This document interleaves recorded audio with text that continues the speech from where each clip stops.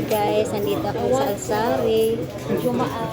Magpapadala ako ng pera sa aking mga friendship na hihingi ng konting tulong pamaskuhan nila. Sana makatulong ito yung papadala ko sa kanila na konting halaga. 1,300. Including charge? Nandito na to kay Sis Elsa. I will give you back 200. Pinaantay ko na lang. Including charge? Nandito na to kay Sis Elsa. I will give you back 200. Pinaantay ko na lang yung 100 plus. isa, yung kay 1,320. Ate Aileen. 15, 20,000. Ito na lahat. PM nyo na lang ako kapag na-receive nyo na. Naisin ko na. Naisin ko na sa inyo ang dalawa. Pagpasensyahan nyo na. At yun lang ang aking nakayanan at yun lang ang aking natira sa aking sahod. 0968 So sige, sa susunod. 044172. Ay, kailangan pa ho? Ay, ito? May paperman pa pala ako.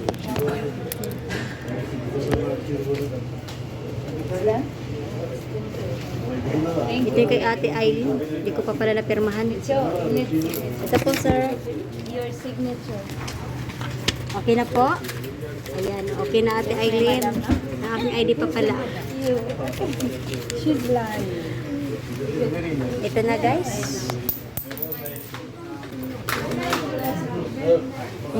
Thank you.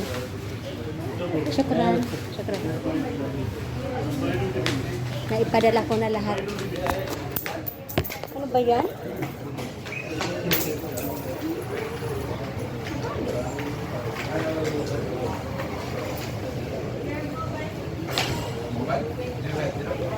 Nagkalaglagan ng mga barya ko.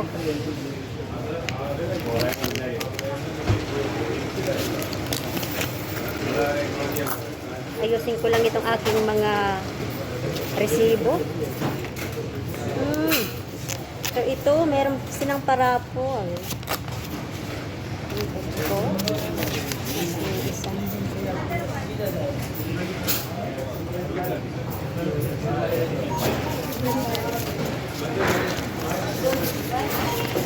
So ito na.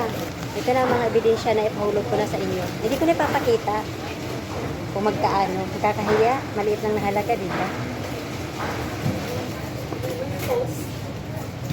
Tatago ko na to dito sa bag ko.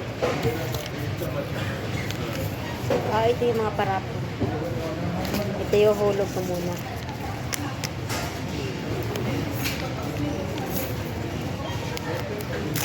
Sana manalo, no? Yan. May tatlong parapol ako.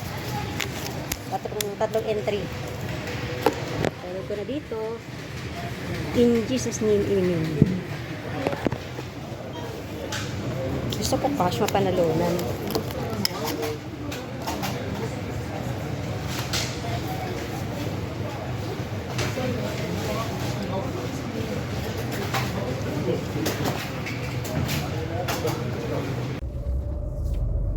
Ayan, pauwi na ako, guys. Nakapag-send na ako ng pera.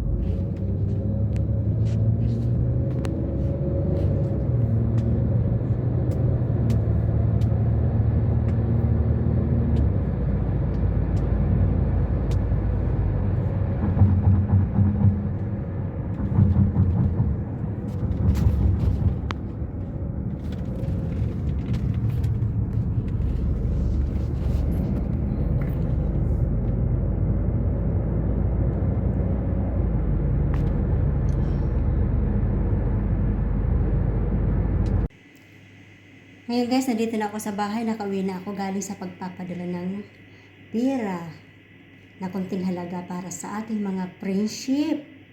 Ayan. Kailangan ko itong picturean ang resibo at isin ko sa kanila para maklim nila yung pamaskuhan ko sa kanilang maliit na halaga. So, ayan sis ha. Send ko na yan sa inyo. I-check nyo na lang. At i-PM nyo ako kung na-receive nyo o hindi. Para alam ko. Okay? Sana maging masaya kayo. Advance Merry Christmas. So, ito na guys, yung resibo ni Ate Eileen. Ayan. Isisin ko to sa kanya para maklim niya. Ito naman yung naisin ko kay Sister Elsa. Hindi ko na sasabihin kung magkaano. Basta ito na yung resibo. Sinindang ko na siya. Ayan sis. Teka, ayan. Ayan ang pangalan mo. I-claim mo na lang sa GCash. So, ngayon ko lang ito naisin kasi ngayon lang din ako nakalabas. November 3. Ayan, hapon na dito. Guys, i-fix ko lang po sa inyo na katunayan na receive na ng mga pinadalhan ko yung isinin ko sa kanilang pera. So, kailangan meron na ako ditong ilalapag na katunayan na talagang nakuha na nila. So, check natin ha. Ipapakita ko sa inyo. Ayan sis. Sis Eileen and sis Elsa. Masayang-masaya ako na masaya kayo sa natanggap nyong maagang pamaskuhan. Maraming salamat din sa inyo. Si Ate Eileen kasi kaya ako siya pinadalhan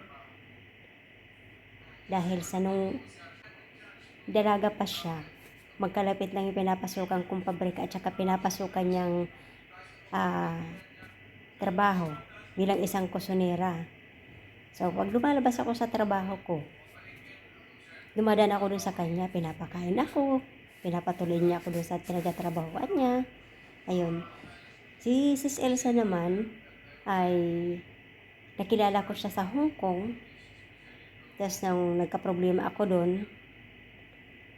nakatulong siya sa akin.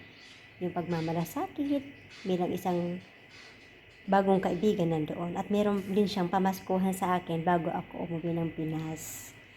So ngayon, siya naman lang ang kailangan ng tulong ko, kaya tinulungan ko. Kahit papaano meron, kung malaki lang sana na tirang sahod ko, mas malaki rin sana siya ang makukuha nyo. Bawi na lang din ako sa susunod. Sige, bye-bye. Sana maging happy kayo.